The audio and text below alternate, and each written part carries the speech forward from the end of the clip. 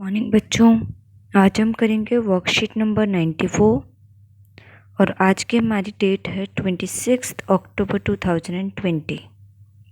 आज की हमारी हिंदी की वर्कशीट है पाठ 1 राख की रस्सी पर। आज की वर्कशीट है। आप सभी ने राख की रस्सी पाठ को अच्छे से पढ़ लिया होगा, क्योंकि हमारी इससे पहले की वर्कशीट्स भी पिछले 2 हफ्तों की इसी चैप्टर के बेसिस पर आई हैं। यहाँ बच्चे अपनी क्लास एंड सेक्शन लिखेंगे, यहाँ अपना नाम और यहाँ अपने टीचर का नाम। आज की हमारी वर्कशीट का नाम है आइए कहानी बनाएं। नमस्कार बच्चों, आप सबने कहानी राख की रस्सी पढ़ी। कहानी के अंत में लोनपोगार अपने बेटे की शादी उसी लड़की से करवा देता है जिसने लोनपोगार के बेटे की मदद की थी। क्या आपने सोचा कि इसके बाद क्या हुआ होगा? चलिए सोचिए और कहानी को आगे बढ़ाइए। जिन बच्चों ने ये स्टोरी नहीं पढ़ी है, मैं शॉर्टकट में उनको बता देती हूँ ताकि वो इस प्रश्न का आंसर कर पाएं।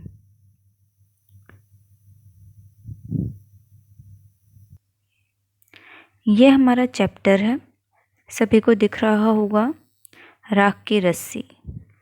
इस पाठ में तिब्बत के 32वें राजा सोनगव सेन गानपो के मंत्री का नाम लोनपोगार था। लोनपोगार अपनी चालाकी और हाजिर जवाबी के लिए हर जगह बहुत मशहूर था, लेकिन उसका बेटा बिल्कुल उसका उल्टा था। वह बहुत ही सीधा साधा भोला सा था। लोनपोगार हमेशा बहुत चिंता में रहते थे कि उसका बेटा होशियार तो है नहीं, तो वो इस दुनिया में जो कि इतनी होशियार है कैसे जिएगा इन सब के बीच। तो एक दिन उसने अपने बेटे को 100 भेड़ें देकर शहर जाने के लिए बोला और उसको बोला कि इन भेड़ों को मारना भी नहीं है और बेचना भी नहीं है, और तुम्हें 100 जौ के बोरे खरीद कर वापस लाने हैं। बेटा शहर पहुंच गया, लेकिन बेटा तो बहुत ज़्यादा परेशान था कि वो 100 बोरे जौ कैसे खरीदे, क्योंकि उसके पास तो रुपए ही नहीं है। तभी उसके सामने एक लड़की आ जाती है, उसकी चिंता का कारण पूछती है, और लड़की बहुत होशियार होती है।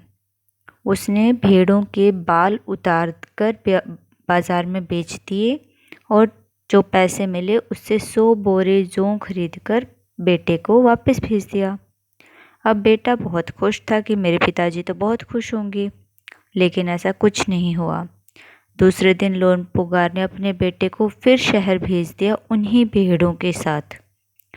अब भेड़ों के तो बाल भी नहीं थे और उसे फिर से बोला गया कि 100 बोरे जौ खरीद करके लाना है।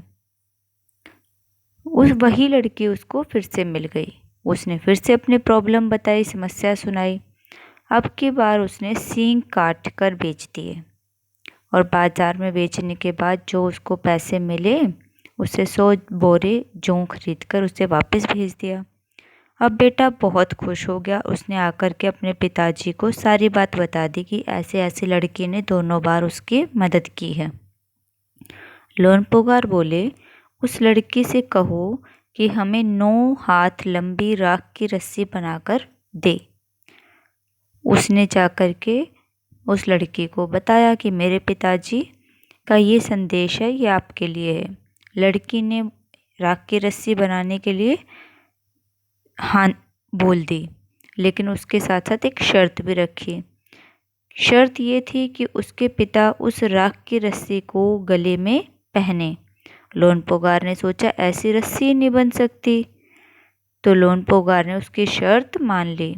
अगले दिन लड़की ने 9 हाथ की रस्सी लेकर उसे पत्थर की सिल पर रखकर जला दिया। राख की रस्सी जल गई, रस्सी जल गई और लास्ट में राख बच गई। अब राख उसी शेप की, उसी आकार की बच गई जिस आकार में रस्सी रखी थी, और रस्सी रखी थी हार की शेप में। अब लड़की ने सिल समेत लोनपोगार के पास आ गई और उससे बोला कि ये देखो, ये राख की रस्सी है, इसे आपको पहनना है।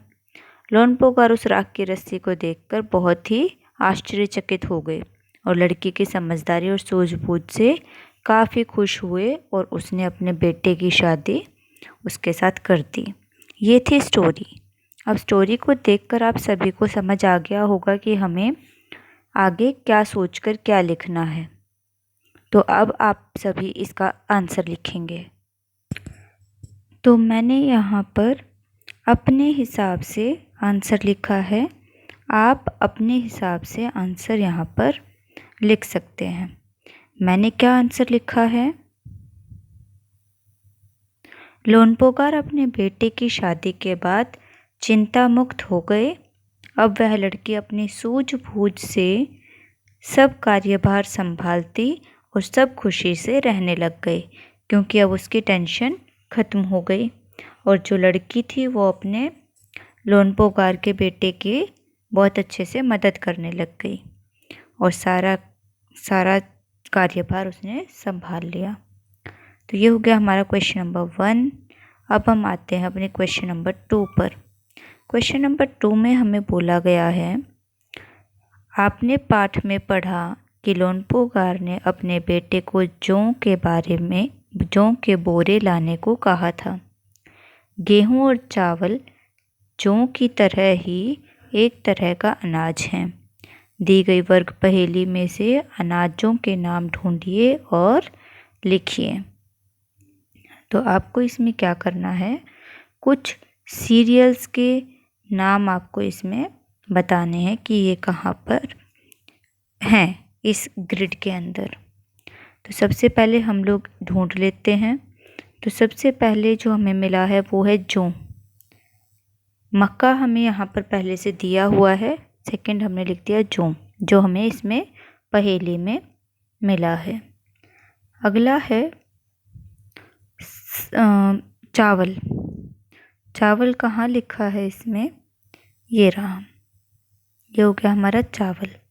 चावल लिख दिया हमने सेकंड नंबर पर। थर्ड हमारा है गेहूँ। गेहूँ हमें यहाँ से मिला है, ये हो गया हमारा गेहूँ। नेक्स्ट है हमारा बाजरा। बाजरा हमारा लिखा है यहाँ पर, यहाँ से हमने बाजरा लिख दिया। और नेक्स्ट है हमारा सत्तू।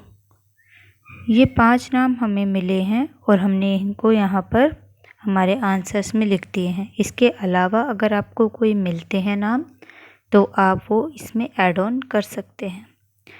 उसके बाद नीचे हमें इंस्ट्रक्शंस मिली है पेरेंट्स के लिए। बच्चों को अच्छाई के रास्ते पर चलने के लिए प्रेरित करें। बच्चों को बुराई पर अच्छाई की जीत का उदाहरण देने के लिए यह भी बताएं कि कोरोना महामारी जैसी बुराई से बचने के लिए मास्क लगाने और बार बार हाथ धोने जैसी अच्छी आदतें अपनानी चाहिए। आप सभी को पता है कि हम दशहरा का त्यौहार अभी गया है और दशहरा का त्यौहार बुराई पर अच्छाई की जीत के लिए मनाया जाता है। हम अपने अंदर की अगर एक बुराई भी छोड़ दें और अच्छाई को अपना लें तो वो हमारे लिए बहुत ही ज़्यादा हेल्पफुल हो जाएगी। और कोरोना महामारी जैसी बुराई से बचने के लिए हमें अपने अंदर एक अच्छी आदत लेनी है कि हम मास्क जब भी बाहर जाएं घर से तभी लगा कर के जाएं और बार बार अपने हाथ अच्छी तरह से धोएं जिससे कि हमारे अंदर कोरोना महामारी के कोई भी कीटाणु ना पहुंच पाएं। और यहाँ हमारी वर्कशीट होती है कंप्लीट।